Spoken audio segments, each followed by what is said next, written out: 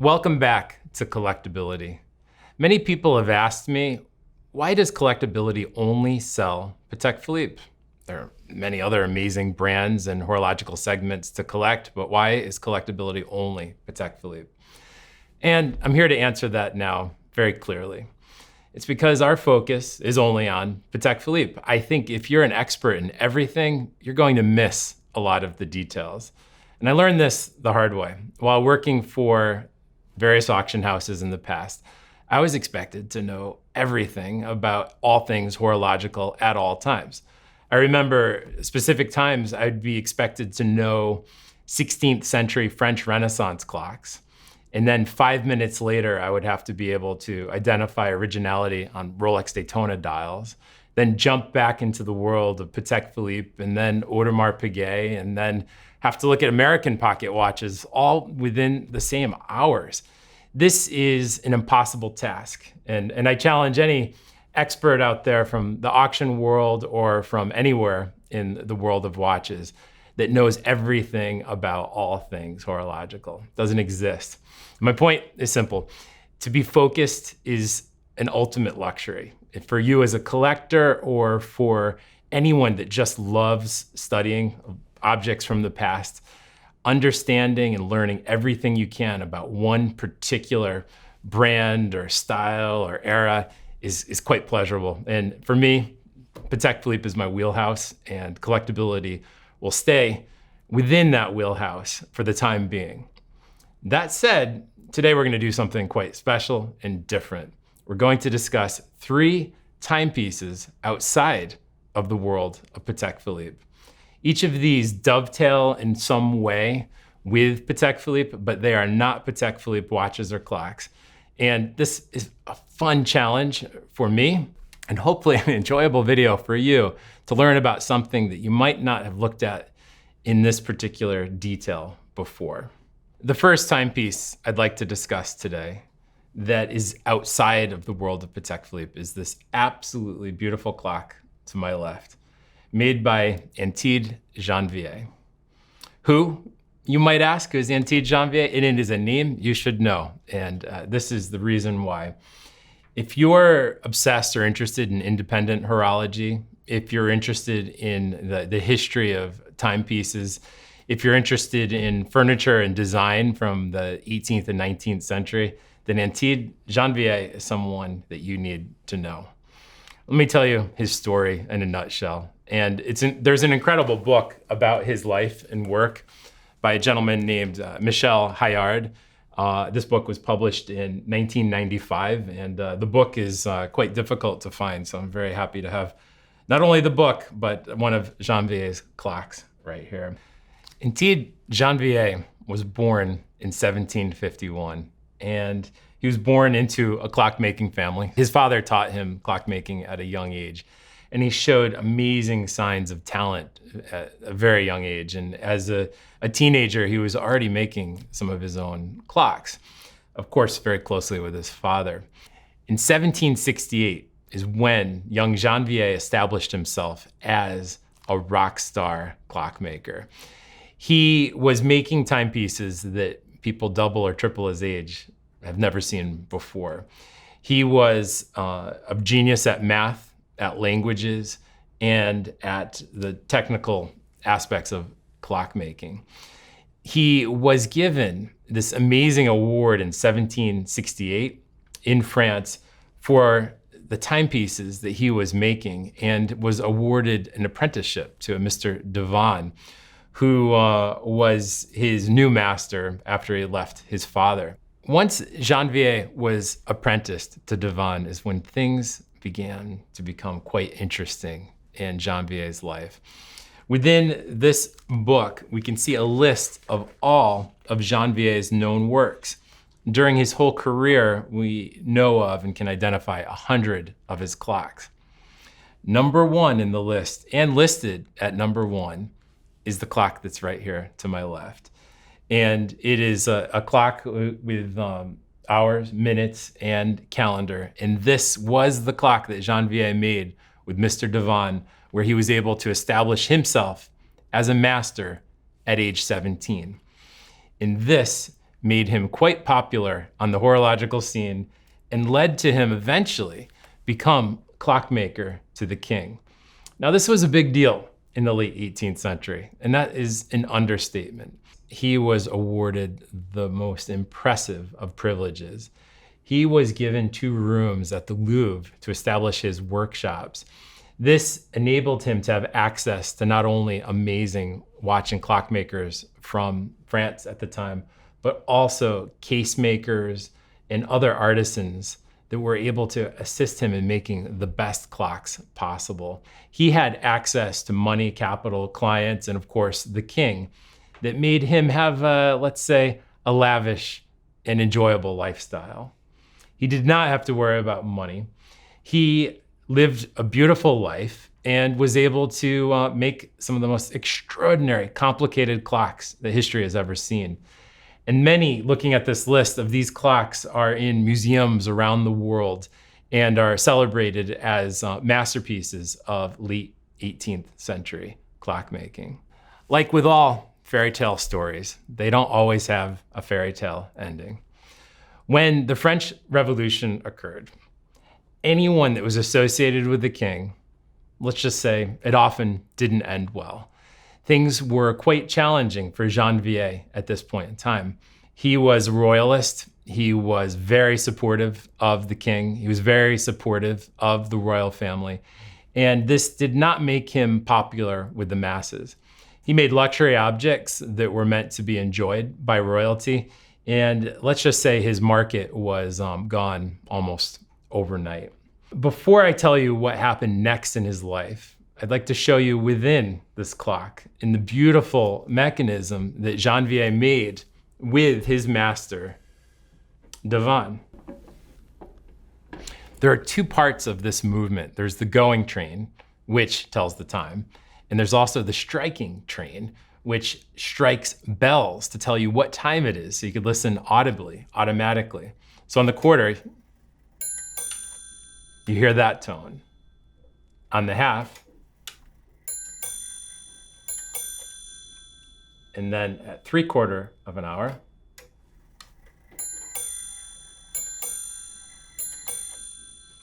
and of course, the hour.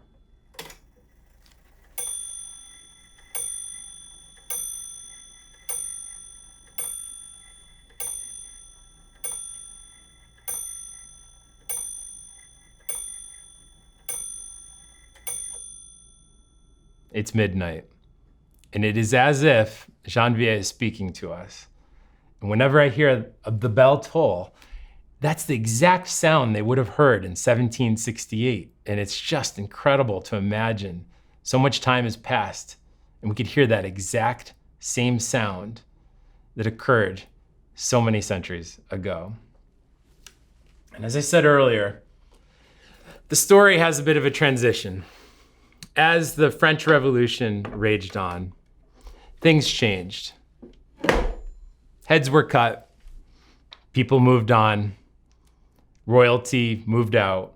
Things were never the same for Janvier after the revolution.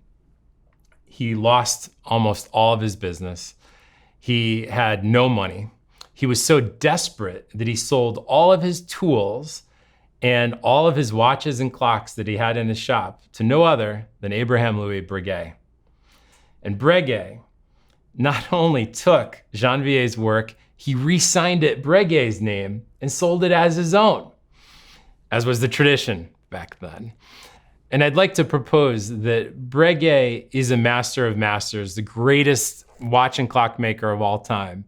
But I'd like to consider the possibility that his work would not have been the same if it wasn't for the tooling, the knowledge, and the actual timepieces that came from Janvier and his workshops. But at this point, Janvier had nothing. He had no clientele. He had no ability to make clocks. He had no ability to sell any of his goods. And he lost everything. He turned to gambling. He turned to alcohol. So the contemporary records tell us it did not go well. He ended up in jail. Things were so bad. So this is a gentleman that was clockmaker to the king, and a few years later, he was in jail, penniless. and things did not end as he hoped in his fairy tale. Janvier was released from prison in 1793. At this point, he had no money, no tools, just the knowledge that he had in the past from his experience as a clockmaker. He clawed back and tried to make a few clocks, and he certainly did make some incredible pieces. So there is a history after the revolution, but it wasn't the same as his pre-revolution success. One of the things he did, which was quite exciting in his career, is develop a resonance pendulum system. So this is two pendulums that work sympathetically with each other to increase accuracy. If you've heard the term resonance before, you might be familiar with F.P. Journe and his work with the resonance. And it's just fun to think how Janvier may have inspired the modern masters of today, just as he inspired masters of the past.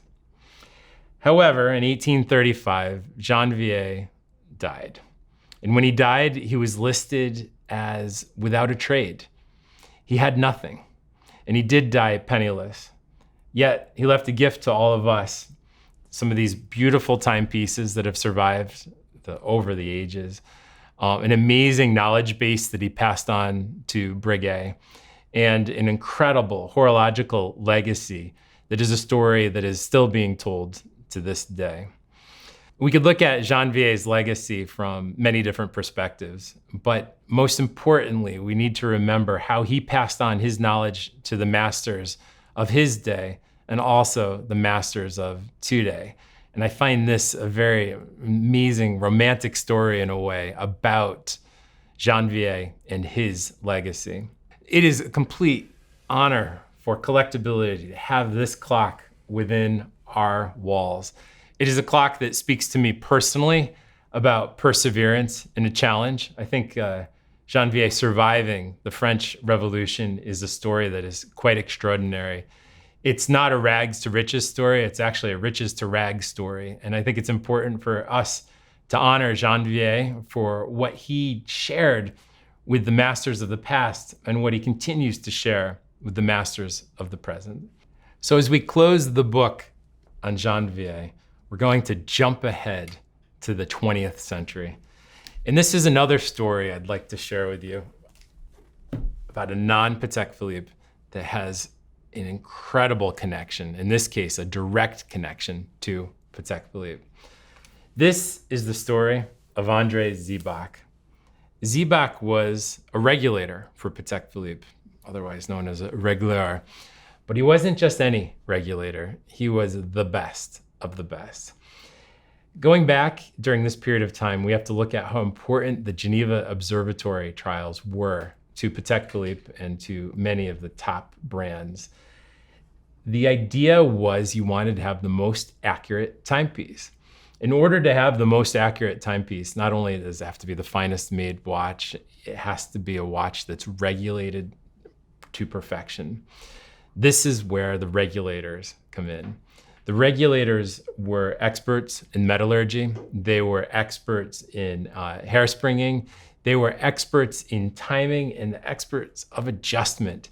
So this gentleman, Zibach, was able to take a watch and bring it to an accuracy level that in a pre-quartz era was better than the rest of the competition. So Patek Philippe advertised the success of their watches at each of these observatory competitions.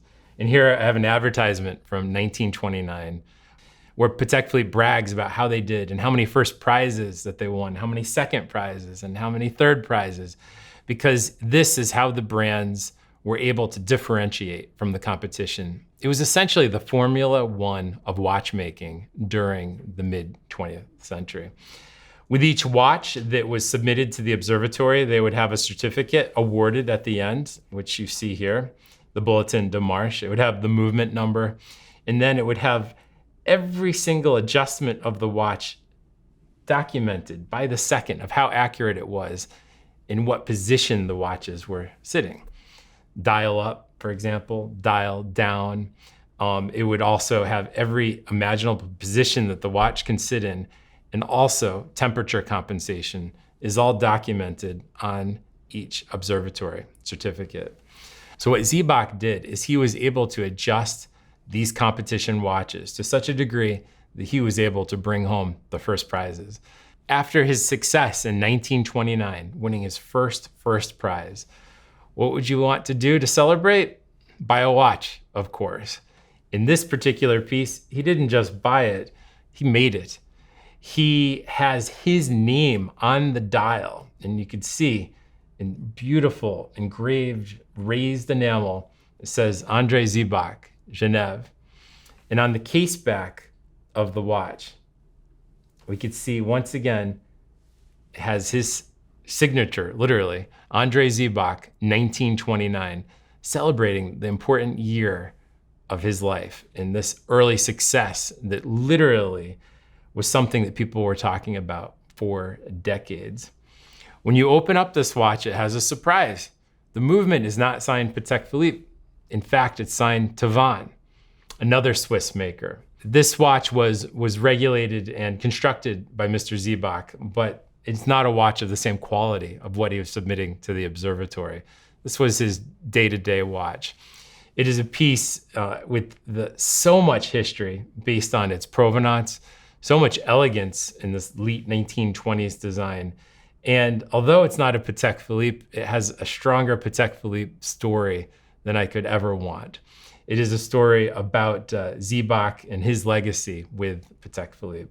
Zibach's legacy was not only winning competitions for Patek Philippe, his legacy was also inventing some extraordinary technological advancements for Patek Philippe, namely the Gryomax balance, something that we see in most Patek Philippe watches today, in almost all Patek Philippe watches of the late 20th century. So when I put this Zibach watch on my wrist, I think of the master himself, what he did to change the history of Patek Philippe, and what watches he may have regulated while having this watch on his wrist. Zibach is a name that all Patek Philippe collectors should know.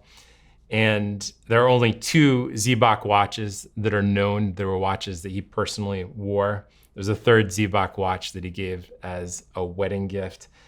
And it is an amazing pleasure for Collectability to have this piece here with us today. As we wrap up this incredible story of the Zibach, it opens the door to more stories from a bit later on in Swiss watchmaking. And the story I'd like to share with you now is something that is quite extraordinary. This is the story of school watches from Geneva. This seemingly simple watch is absolutely a masterpiece of not only passing on traditions from one generation to the next in terms of watchmaking, it also shows the mastery of the watchmakers that the Geneva School system was producing for much of the 20th century. This particular piece was made in 1966, and you could see the dial is signed, the Ecole de horologerie, Genève. And this was made by a gentleman named Daniel Gras, a watchmaker who graduated in 1966, thanks to this beautiful watch that he made. For those of you that don't know the story of the Geneva School watches, here it is in a nutshell. Students were expected to make their own watch, meaning finish the movement to the standards equivalent to what the watchmaking industry was producing during a given time, and submit it to their master for approval in order to graduate. The standards in Geneva are higher than most. The amount of work and time that went into each school watch can easily approach a year. In looking at the beautiful work within this particular timepiece, we can see that Daniel Gras literally cut no corners in making this timepiece. So for those of you that recognize this school watch is very similar to Patek Philippe references from the mid 20th century, there's good reason. This looks like a 2509 because it has many of the same parts that a 2509 was made of. The dial was made by Stern Frere, which was donated to the watchmaking school. And of course, Stern Frere also made the dials for Patek Philippe. The case is signed FB, indicating it was made by Taubert, also one of the case makers that made steel cases in particular for Patek Philippe. And last, you'll notice the caliber 12-120 resemblance with this movement. It looks like a 12-120 because it's the same base caliber that was used by Patek Philippe. Here, it was finished by Mr. Gras, and finished to a degree that it looks like a Patek Philippe. You'll see the Geneva stripes, the perlage, the angling on each of the bridges. It's almost identical to what you would see on a 12-120. One major difference is this is signed Daniel Gras and not signed Patek Philippe. Bonus story. After I bought this watch, I wanted to learn more about Daniel Gras. So I happened to be in Geneva at the time I was researching this timepiece, and I was able to Google and find out, I was very happy to find out that Daniel Gras is still working and has a workshop near the Patek Philippe Museum in Geneva.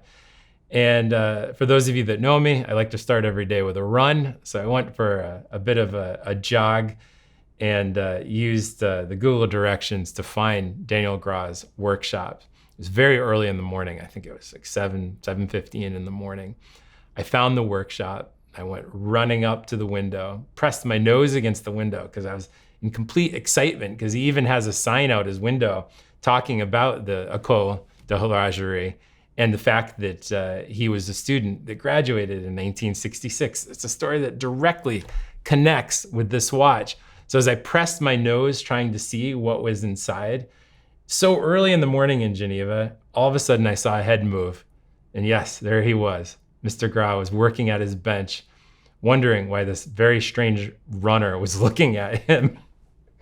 So I smiled and I waved and went on my way. And I haven't met him, I haven't spoken to him, but that little connection I'll always remember it, as seeing the master at work and imagine that this watch literally launched his career, and he's still doing watchmaking to this day. So there we have it, 3 stories from the world of horology that are from Collectability, but are not Patek Philippe watches. It is a pleasure to share with you these 3 stories that are very important to me, 3 pieces that have very rich intersecting histories, and 3 pieces that I think speak to the collecting community, the watchmaking community, and to the spirit of Patek Philippe in a somewhat direct way. Thank you for joining me today. If you enjoyed these videos, please like and subscribe on YouTube and also Instagram. And until then, enjoy the hunt.